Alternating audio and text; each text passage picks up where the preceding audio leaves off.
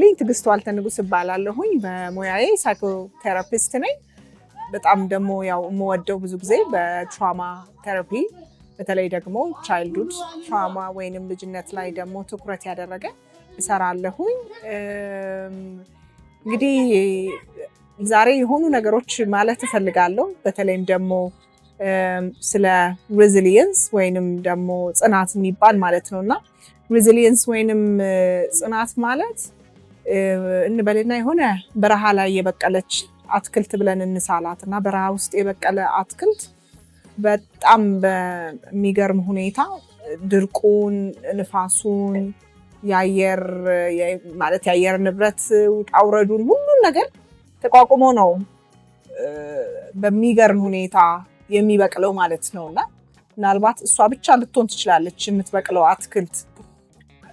ሬዚሊየንስ ልክ እንደዛ ነው የምመለከተው። ግን ይሄ ማለት ወደ ሰው ደግሞ ስናመጣው ወይንም ደግሞ ወደ ሰውኛው ምሳሌ ስናስጠጋው የሰው ልጅ ልክ እንደዛ በበረሃ ወይንም ምንም ሪሶርስ በሌለበት ወይንም ደግሞ በጣም ከባድ በሚባል ሁኔታ ውስጥ የሚበቅለው ወይንም የሚያድገው በሁለት እግሩ የሚቆመው አንዱ ትልቁ ነገር ስንቅ ሲኖረው ነው ብዬ አስባለሁ። ስንቅ ማለት ነው የሰው ልጅ በሁሉ መልኩ ተደግፎ ማለፍም መኖርም አለበት ብዬ አስባለሁ። ለምሳሌ ያክል ያቺ አትክልት ተቋቁማ የበቀለችበት እንግዲህ አንዱ ሁኔታ ምናልባት ሪሶርሷን በጣም አጠጋግታ ወይንም አቻችላ ስለተጠቀመች ሊሆን ይችላል።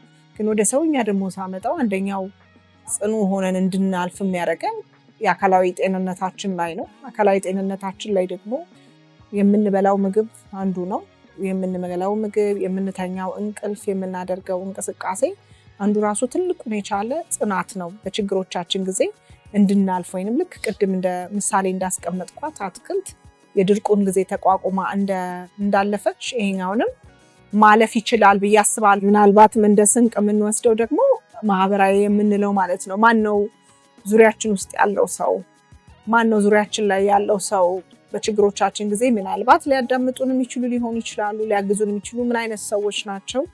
እዚህ ጋር ግን ሰዎች ስል ምን ለማለት ፈልጌ ነው? ከኛ ቫሊዩ ጋር፣ ከኛ አመለካከት ጋር፣ ከኛ እሴት ጋር የሚሄዱ ሰዎች አጠገባችን አሉ ወይ እንጂ ብዙ ሰዎች ብዙ ሰው ሊኖራቸው ይችላል። ለምሳሌ ያክል እንዳንድ አብሬያቸው የምሰራቸው ደንበኞቼ የሚነግሩኝ የሆነ ጊዜ የሆነ ችግር አጋጥሞኝ በጣም ብዙ ሰው ነበረ፣ ግን አንዱም እንኳን አልደወለልኝም፣ አንዱም እንኳን አላየኝም ምን ያሉ ሰዎች አጋጥመውኛል። እና ትልቁ ነገር ለእንደዚህ አይነት ደግሞ ችግሮች ከኛ ቫሊዩ ጋር የሚሄዱ ሰዎች እነማን ናቸው?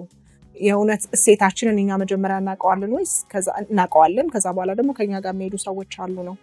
ሌላው በሶስተኛው የማስቀምጠው ደግሞ በስሜት የሚደግፉን ሪሶርሶች አሉ። ስሜታችንን ሲወርድ ቡስት የሚያደርጉት ወደ ላይ፣ ሲወርድ በጣም ከፍ ሲል ደግሞ ዝቅ የሚያደርጉት የሚያረጋጉን ሃይማኖታዊ የሚሆኑ ፕራክቲሶች አሉ።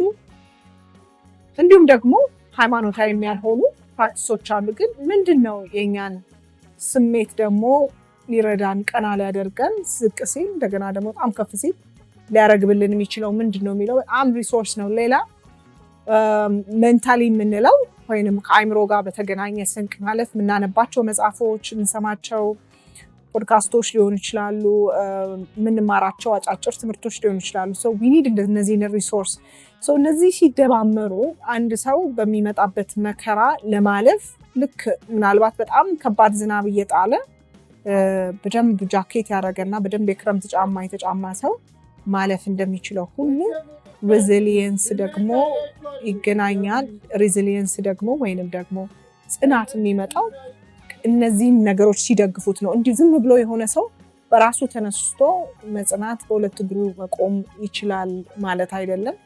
እነዚህ ሪሶርሶችን ግን ስንጠቀም በተሻለ መጠን መከራዎችንና ችግሮችን ደግሞ ማለፍ እንችላለን። አመሰግናለሁ።